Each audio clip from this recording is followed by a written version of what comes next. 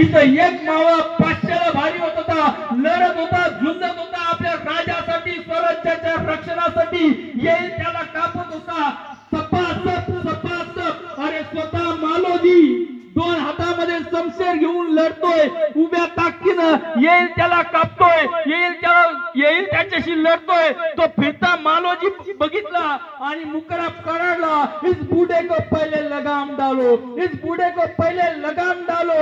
आणि बघता बघता सारं यवनी सैन्य या मालोजीच्या भोवती गोळा झालं, मालोजीच्या भोवती गोळा झालं. फिरता मालोजी बघितला आणि मग मुकरबला समजलं वाघ कसा असतो.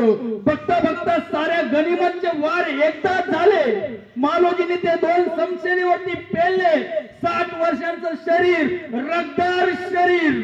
मालोजी खाली बसला, अचानक वीज लकाकली, अंग तापलं आणि पहिला वार पहिली फळी, दुसरा वार दुसरी फळी गारत, तिसरा वार तिसरी फळी गारत. तो फिरता मालोजी बघितला आणि मग मुकरबला समजलं वाघ कसा असतो, वाघ कसा असतो. हा मालोजी असा ऐकणार नाही. म्हणून मग एका बाजूने कमान मारला बोलवलं. फिरत्या मालोजीवरती नेम धरला, तीर सुटला, मालोजीच्या कंठात घुसला. दुसरा तीर सुटला, दंडात घुसला, शमशेर निखळली आणि मग गुळाच्या ढेपेला मुंग्या चिटकाव्यात तसं सारं यवनी सैन्य मालोजीवरती तुटून पडलं. मालोजी रक्तानं उभा नाला. तो उभा नालेला मालोजी मातीत पडला. शेवटचा श्वास फुलला, डोळे लवले, ओठ हल्ले.